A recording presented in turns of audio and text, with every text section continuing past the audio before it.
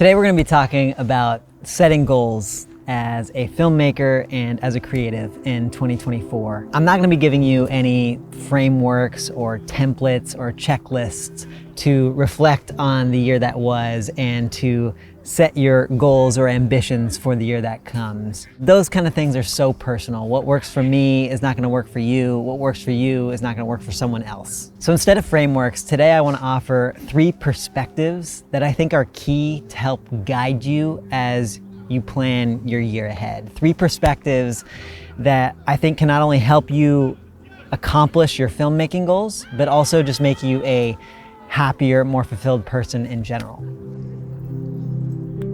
Hey everyone, if you're new here, my name is Austin Meyer. I'm a documentary filmmaker, National Geographic Explorer, and on this channel, I share the field-tested skills, mindsets, and lessons that have helped me on my journey as a documentary filmmaker. So the first perspective that I think can be really key when you're thinking about setting intentions and goals for this coming year is you are already in the room. With almost any career, but especially in the creative arts, documentary filmmaking, I think it's so easy to get caught up in what other people ahead of you in your career, what they have, what they're doing. And it makes us have this feeling like we're always behind, like we always need to strive for something that we don't have. And what happens when we do that is we miss out on the gifts that are in front of us. So a few years ago, I remember being in this place in my own documentary filmmaking career where I was so fixated on what other people were doing, the projects that other people were working on, the accomplishments, the awards that other people were getting. And I just kept thinking to myself, if only I could get the opportunity that they had. The phrase that kept coming into my head was, if I could only just get my foot in the door. If I could get my foot in the door, then all would be good. Then I would skyrocket. Then I would have everything I wanted. I was just not in the right room, right? Just got to get my foot in the door. But at that moment, I remembered getting a Instagram DM from someone who I didn't know. And that person wrote me a message and they said, "Hey Austin, I would love to set up a time to meet you, chat to you. I'm an aspiring documentary filmmaker, and I'm writing to you to just learn how you think I might be able to get my foot in the door." Right in this moment that I was sitting there at home, just like not creating, not making, not speaking my truth, not creating art, I was sitting there thinking about how do I get my foot in that door. As I was thinking that, suddenly I get this message from someone who says, "Hey Austin, how do I get my foot in the door?" Essentially someone who was looking at the room that I am in. And it hit me in that moment that I already have my foot in the door. I am in a room with opportunities, with gifts, with skills. But I was spending so much time thinking about what I don't have and what other people do over there that I was missing out on all the gifts where I currently am. So as you plan your goals, as you think about 2024, I urge you to have this perspective that you already have everything you need in the room that you are in to be creatively fulfilled. There are so many opportunities and gifts that surround us if we're just present enough to look around at our own community, at our own skill set. It's okay to be ambitious and to every once in a while peek over to the other room and think about, how do I progress in my career? But I think it's a mistake if we are constantly looking somewhere else, to the other side, to that other room, to that other door, and ignoring the present, what we have around us. The second perspective that I want to offer you today that I think is crucial when planning our years ahead is to ignore what other people want or what other people expect. I think when we are making documentary films, when we are creating art, there's such a pull to need to make something that other people will approve of, or doing something because of the external validation that you know working for a particular client or doing something at a particular budget will offer. When I think that the most important thing that we can do as we set our goals is to really listen to what do you want?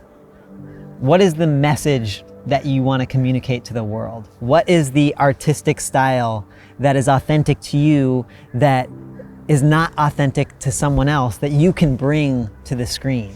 How can you move inch by inch towards a career in filmmaking or a hobby with filmmaking that is truly fulfilling for you?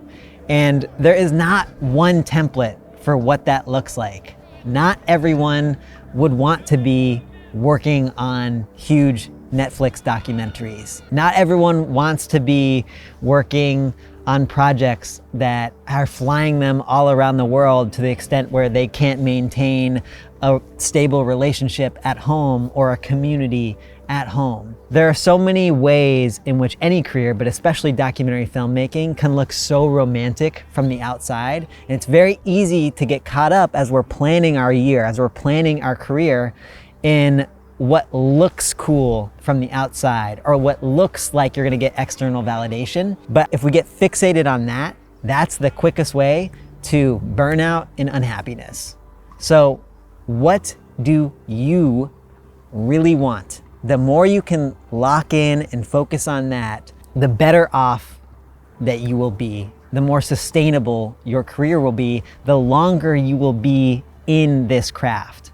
And when it comes to any sort of success with documentary filmmaking, just like anything, it's the amount of days that you can just stack on top of each other while you're doing this thing.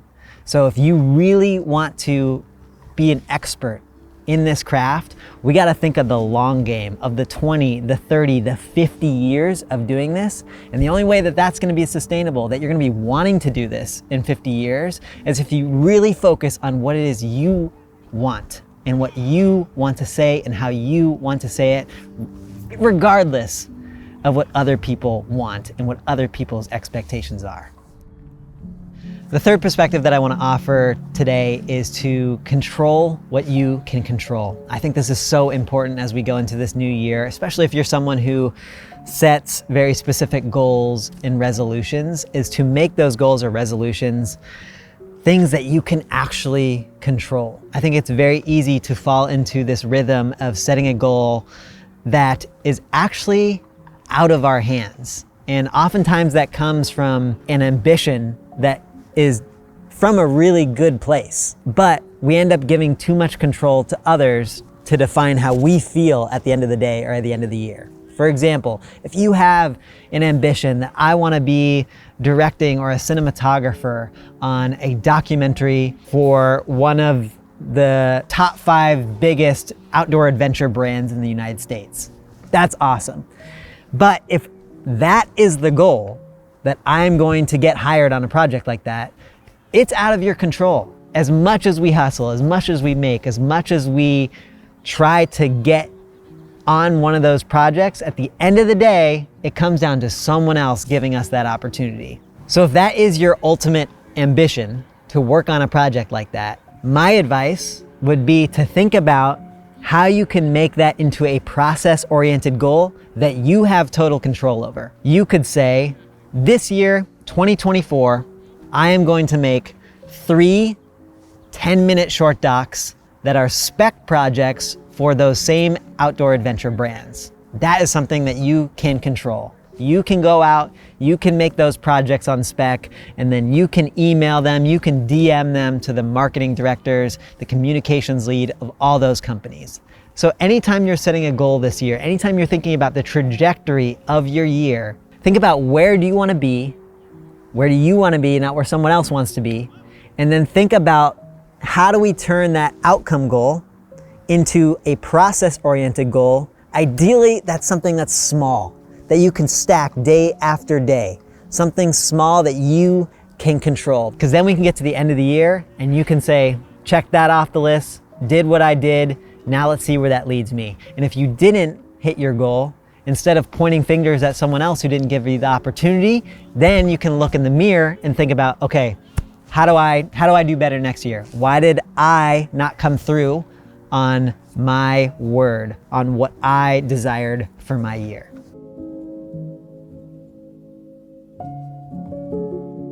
As for me, there are a bunch of goals that I'm thinking through right now in regards to my filmmaking career, my community and relationship, my life as an ultra running competitor. Here on the YouTube channel, my goal is to create a video every Tuesday for the entire year. An awesome challenge in consistency and creative expression. So thank you for joining me on the first video of the year, and I hope I'll see you in some of the other ones. So I hope this was helpful. Thank you so much for tuning in, and I will see you next week. And until then, go out and tell some stories.